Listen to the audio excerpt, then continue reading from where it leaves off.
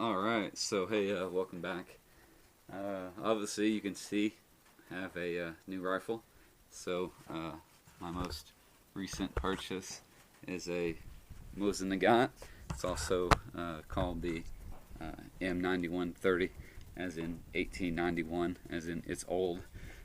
This version was made in 1936. It has the year. These are Russian-made guns for World War II, and they mass-produced them. So if you don't know what these are, look it up. You can go to almost any Big Five or probably pawn shops and stuff like that still, and pick these up. It's nice bolt action. Holds 5 rounds or 4. I'm not sure. Haven't shot it yet. This is gonna be the first time I'm shooting it. So nice bolt action. Really old school. Bottom of the magazine, you can release it, and there's a spring in there. Really easy to take apart. Bolt comes all the way apart. Really simple. Very simple design to take apart the whole rifle. Just take the cleaning rod out. Take these two bands off of it. Pop the top piece of wood off. There's a screw right here to take off, and then the other one is right there, and then the whole barrel comes out of the wooden stock. There's so many different versions of these. I'm not even going to go into it because I don't even know, because I don't know that much about these. I've researched it somewhat. They call it 9130 because it was made in 1891 initially, and then redesigned in 1930. Different features. I mean, you can look online and you can read about the different receivers. Like mine is a hex receiver, and but there's all kinds of different ones. Let me move these sandbags so we can film. So, and then the other important thing that you want to do is get matching serial numbers, or as close to matching serial numbers that you can, and let me show them to you. So what I've read, the most important one, so here's the serial number for the barrel. The most important thing to get is a matching barrel and bolt assembly. So there's one serial number there on the barrel, on the receiver, and one on the bolt. Actually, I don't even want to call that a receiver because this is not an AR. I'm very unfamiliar with terms for a rifle that's bolt action. So one on the barrel, one on the bolt, one on the buttstock, and then one on the bottom of the magazine well. And this one is what's called, it's force matched. I'm not sure if you guys can see that, but this serial number, which is not the same as the other ones, is lined out, and they restamped the new one on there. So this either it's just this one piece right here, because this comes out really simple. Either that is different, or the actually whole magazine assembly. But the magazine assembly covers the trigger guard as part of it too. When you take the barrel, all you have is a barrel and the trigger. It's really weird. They come with a whole lot of grease on it. I can't remember the technical term for the grease, but it's extremely thick and gooey and gets everywhere. And it involves a lot of deep cleaning. And it has a pretty decent trigger, not very good. I mean, it's a real long, really long pull. And then has a safety. The safety is extremely hard to engage and disengage. So it is the safety is right here. What you do is you have to cock it, and then you can pull the bolt back, or this part of the bolt comes back, and then it's unsafe. Then to take it back off, pull it again, and release it. And it is really hard to get on and off, and it's very interesting. Then there's a few other things that you're supposed to do before you fire it, minus cleaning it. You're supposed to, they recommend that you check the headspace, and you check the bolt and the firing pin and how much it sticks out right in here. It's really easy, but it's not easy to do when you're just one man filming. So I don't have a film crew here, so you guys aren't going to be able to watch me disassemble this. So yeah, it's oh, and there's also like a different different versions of the stock. This one is a solid piece of wood. It's one single piece minus the upper. But they also have ones that are laminated, and from what I understand about them, which like I said, I don't know exactly everything about these guns. The laminated stock is just that it's like laminated wood, and they built those, I believe, because these were cracking a little bit, and also because in damp and humid conditions these would warp and not be as nice as the laminated ones. I like this one. The main thing that I looked for when I purchased this gun was matching serial numbers. And the front sight, I wanted, there was another one that had the same matching serial numbers, was in better condition, but the whole front sight, the actual post inside there, was bent. And see what happens with these rifles. And this is only a little bit of what I saw on the internet and a little bit of what I watched on YouTube. Is some of these you can actually find that have battle scars on them, have been used, you know, and probably killed somebody. It's probably used quite a bit, or maybe was just carried around. But there's different stories. I've heard two different stories. One that, you know, they made, if you look on Wikipedia, I think Wikipedia said they made like 37 million of these. So obviously they're going to have a surplus of them. That's why you can get them so cheap. I mean, I paid $209 for this one, and in tax, and it came with the rifle, what did it have? A bayonet, two I want to say magazine carriers. I'm so used to like an AR-15, but they're not magazine. They're two like ammo pouch things. They're leather, and then it came with a sling and cleaning type kit that with some tools in it that I really don't even know what they are. There's only one that I've so far figured out. It's like a screwdriver mechanism, and you can also check the firing pin, how far it protrudes out. So those are the things that it comes with. So for $200, it was like $240 with tax or something, $250 or $260 or something. I don't remember. But they used to be able to get them for like $90, you know, and you can find them online for like, you know, on like Gun Broker or one of those other websites, you know, for like $110, and then you got to pay shipping and dealer transfer fee or whatever. I recommend you go and you pick it up and hold it. That's what I wanted to do versus save money. I wanted to hold it, get eyes on it, see that it's in decent shape for myself.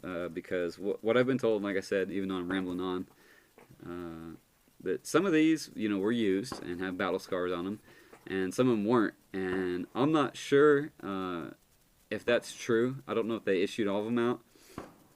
And I've also heard that some of them they issued out, people carried or whatever, and then they went back to the arsenal, you know, to the gun manufacturer that had initially made them, or maybe they contracted them to refurbish them, and they refurbished them and put them back in storage because they didn't know when they were going to need them again. And then, you know, like I said, these were initially designed in 1891, and mine is a 1936 model. And then, so, you know, obviously if you're an AK-47 fan, you know, or if you are not an AK-47 fan, I'm not an AK-47 fan. And I know that, you know, the Kalashnikov design that came out in 1947, so that pretty much made this, I mean, they still had a use. They probably still issued them. It's like a 26-inch barrel, 40 inches overall length without the bayonet. So it kind of made these obsolete. I mean, it's a decently heavy firearm. It doesn't hold that much ammunition. So if you could carry an AK, why not? But there were some interesting things, like the rear sight has increments. It goes from 1 to 20. I haven't figured out exactly what that is. But all you got to do is squeeze these two knobs and move it up. So it's really weird. I mean, there's 20. So that's like, to shoot 20 with this, which is probably maybe what, is it? I don't know. Maybe it means like 2,000 meters or something. I mean, you're aiming like that, which is kind of a decent angle. So it's made for real long range stuff. I mean, you can watch videos on YouTube or read on the internet about people putting, you know, really good scope on it and getting really long distance shots. So, and you can also, one of the other good things about these things is you can buy bulk storage surplus ammunition, minus what's going on with Russia right now and how certain presidents trying to block the importation of ammo. And obviously, if you keep up with like AK ammo, I think it's like the 5.45 by 39 or something.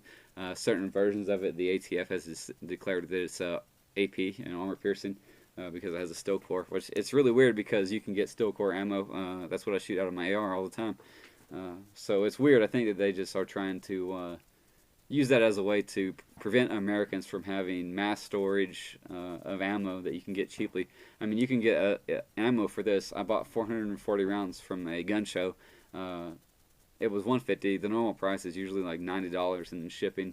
But I said, you know, whatever. It's hard to find right now. Like all the dealers. I mean, I went on like GunBot and you couldn't find any websites that had it in stock. So I bought it. It was a little bit more. I mean, it still comes out to, I don't know, like what, 35, 36 cents per round.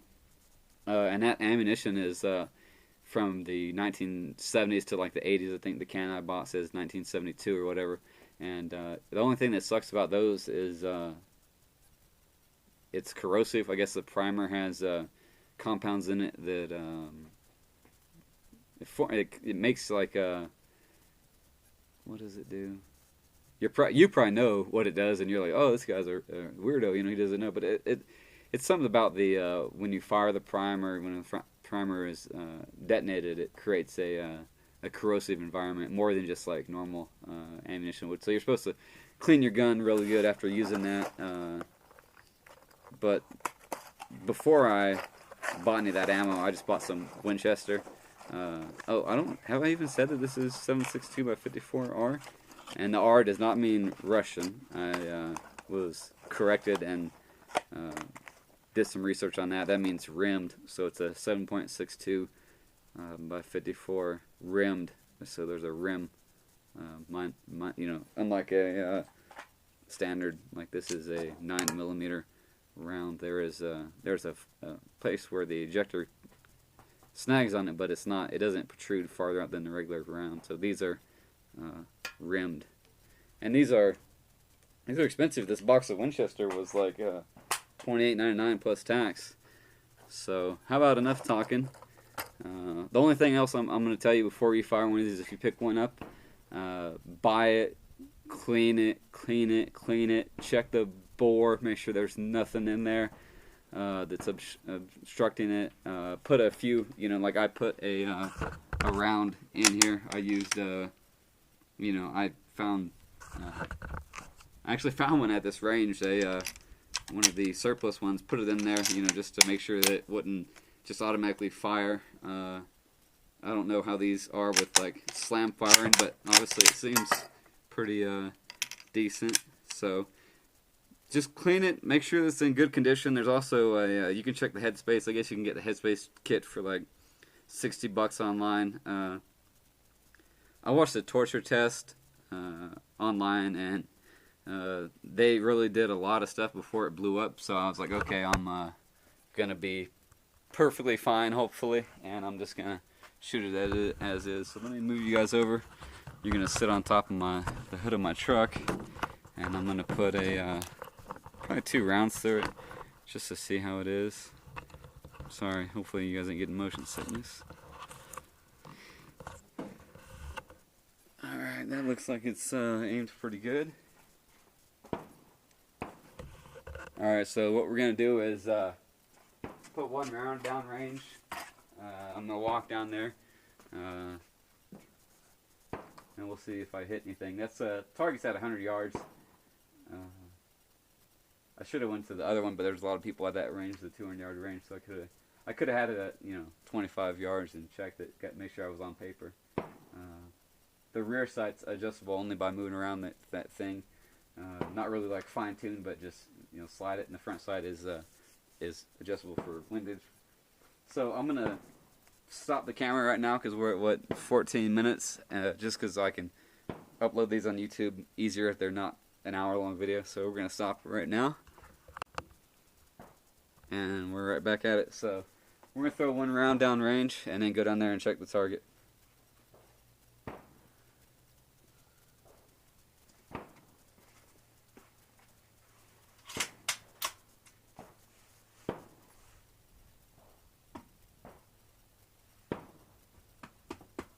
guess these things kick pretty good, so we'll find out.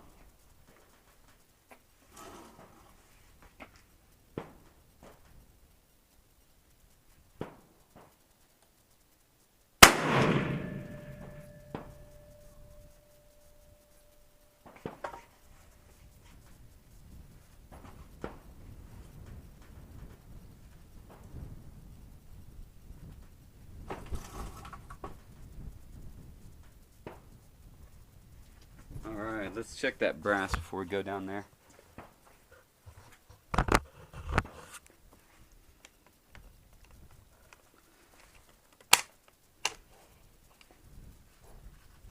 Well, looks pretty pretty clean.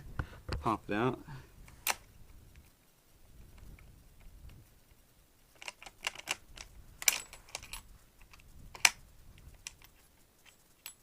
Can you tell I don't really know that much about bolt action? So yeah, they said to shoot it and then inspect the brass, make sure it's no glaring discrepancies in it, because the chamber might be a little bit off. But she's good. We're gonna go cold range and walk down there. By the way, so if you don't go to the range that much, let me harp on range etiquette for a minute. When you're at the range, before you advance to the target, you say the range is cold, or going cold, or ceasefire, or something about that, something of those terms. And do not take any ammunition or any firearms with you. And if you're here and you're not going down range, do not handle any firearms or ammunition, no matter what. So like you just saw me, I unloaded my pistol. I'm going to set the rifle down. We're going to go range is cold one more time. We're going to walk out here and see what we got. So yeah, like I said, you can pick one of those up for really, really, really cheap. And you can even get like a nice synthetic stock for, you know, like 60, 80 bucks I think online. Get a trigger, get scope. You can even get a period correct scope. I didn't know exactly what I was going to do, but then I got my hands on the rifle and thought about it. I'm going to leave it just as is. It's amazing to have a rifle that is from 1936 and that nothing is done to it. And perfectly how it was made. So here we are, kind of up on a 100-yard target. I had the regular 100-yard paper on it, and obviously I'm not on my paper. I should have marked all of these because I'm pretty sure all of them were there. So obviously I didn't hit it, so we will walk back, probably try two more, and if I'm not on paper, we're going to go to the other range, just so I can shoot at a closer distance and see if I'm getting on there.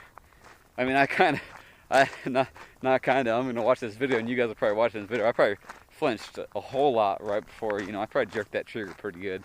I would assume that's the reason I'm not on the target. We're also going to take that bolt out and just verify that that round did leave the barrel. It sounded like it, but just want to make sure. I mean, with the rifle like this, this old, or even if it's the first time you're firing a rifle, you should always do these things just to make sure you don't have a pipe bomb in your hand. Pretty much pull that trigger, and that next round is not going to have anywhere to go, and it's going to explode. So here we are.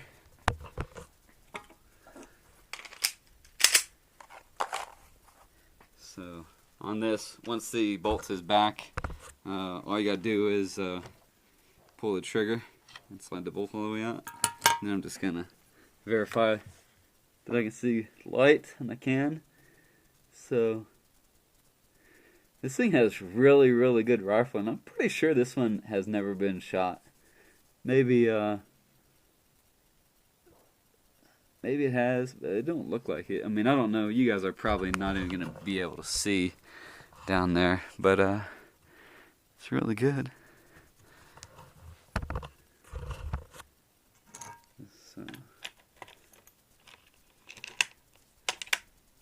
So what we're gonna do is I'm gonna look at that one again. We're gonna throw another one in.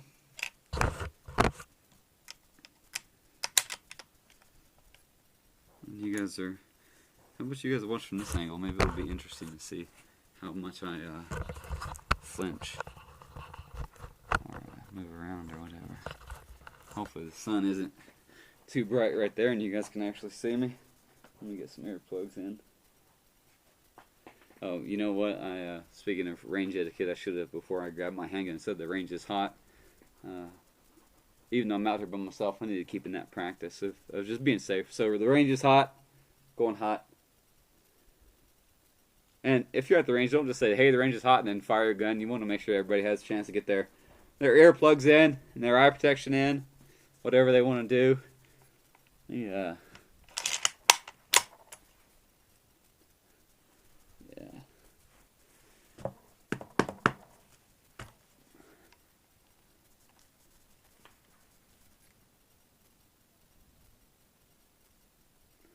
Yeah, I mean, you can practice your breathing all you want, but with this trigger that I'm not used to and this length that you pull it, kind of don't really know when it's going to go.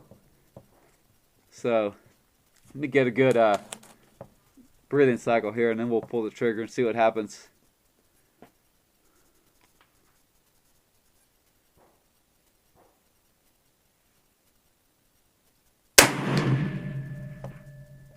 Yeah, like I stopped breathing, and then I had to because it was like taking forever, and I didn't want to start jerking the trigger. So here, let's see what we got here. Yeah, that has a little bit of a sticking bolt. Not too bad. Take a look at that brass. Look down that barrel right quick. Make sure it left. Wish it did. I mean, I heard it hit the, well, actually, did I?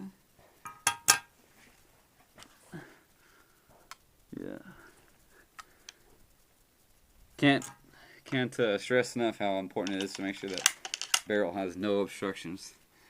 So let's take a look at this brass. And it looks good. So we will go cold again.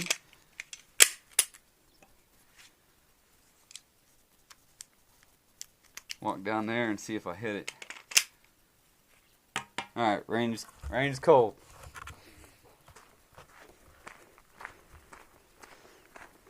Yeah, another thing I read, actually I didn't read online, a guy that when I was at one of the big 5 stores here in town, I didn't buy that from the one in town because they only had one. I didn't like it. I wanted to go look at it in their store. So I drove about 45 minutes and they had 3 to look at. Yeah, so.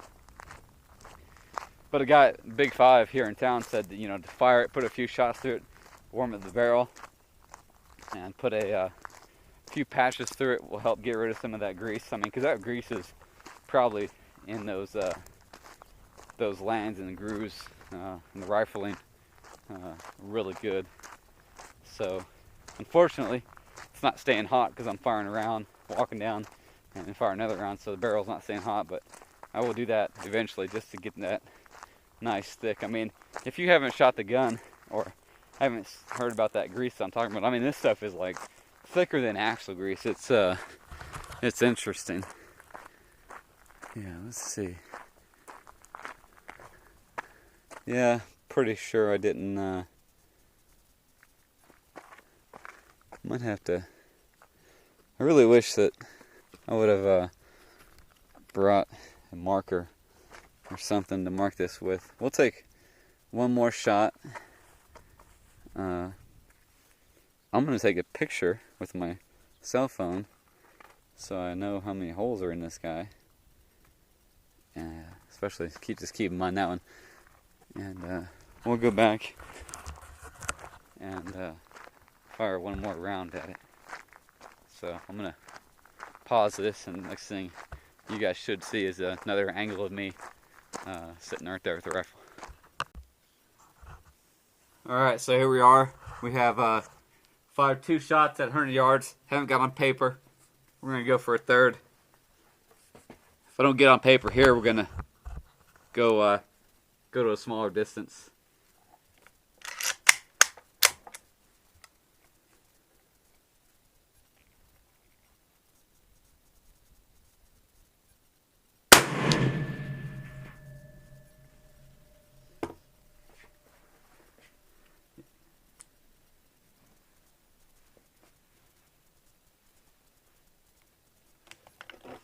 Yeah, that one I made sure that I did jerk the trigger. I'm sure you noticed. I intentionally did that. I got right to where I thought it was pretty close to it, and then just jerked it to make sure that I wasn't no flinching was going to be involved in that procedure. So let's take a look at this one. Looks pretty good. Take the bolt out. Nothing in the chamber. Nothing in the bore. Barrel's clean. Round left. We will go cold one more time. And if I'm not on paper here, we are hold on. See that? Get complacent. Range cold. All right. Yeah. Get complacent. That's when you get hurt. I mean, it's very weird because not to make an excuse, but I don't really come to the range that much. Is to go shoot out in the middle of nowhere, and usually go by myself, or with just a very, very small group of people. So I usually, even at the range, most of the time I don't call it cold, and I need to get in a habit, because then maybe one day I'll step out to go down range and not have called it, and there will be somebody else here, and it's just a dangerous situation. So there's room for improvement even in my activities.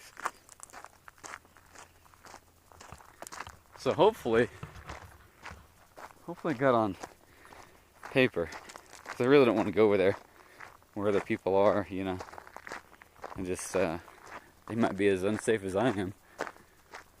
So yeah, let me look at that picture that I took earlier. I'm almost positive we didn't get anything.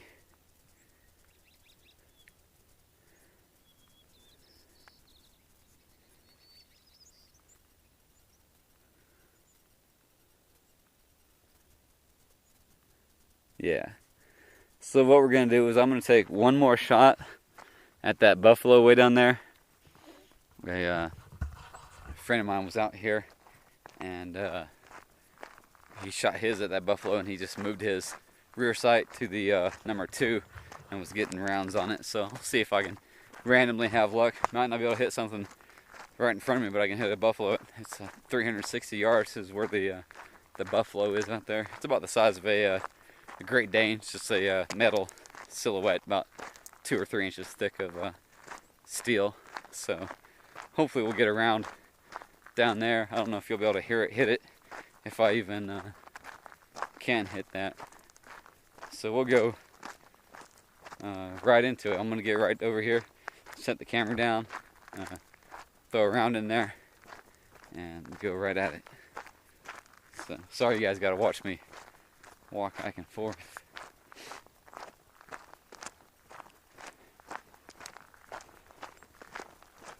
Yeah.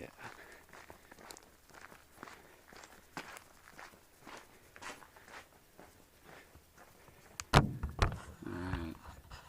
You guys are gonna sit on my truck.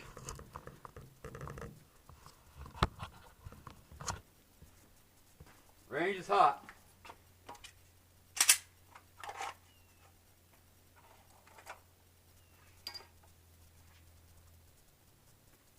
So, like I said, we're going to take this, move it to the number 2, which is like just barely up there.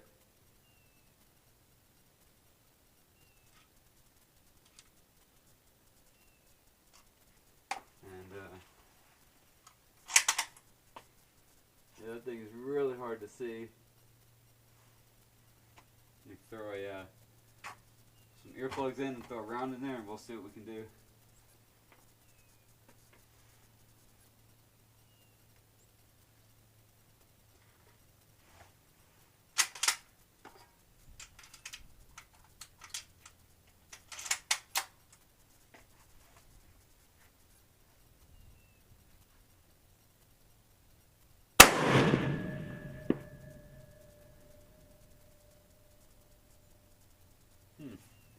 So either that was a hit, or that noise that you heard was just hitting the back of that berm. So I'm gonna fire one right into that berm and see how it sounds. See if I can tell the difference between just hitting the dirt versus hitting the buffalo.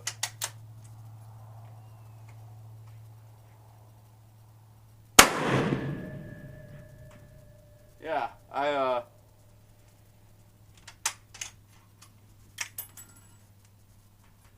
I'd say I definitely hit the buffalo. So we'll try one more at the buffalo.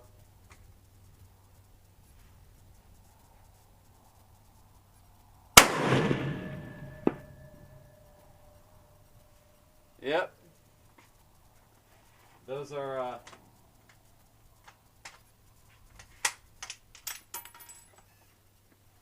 are hits on the buffalo, you can tell.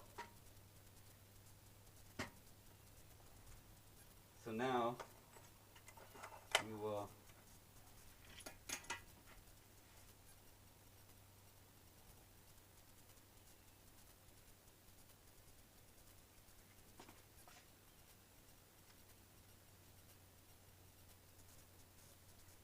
go down there. Looks like there's a little bit of crud. Kind of looks like it's sitting closer up here.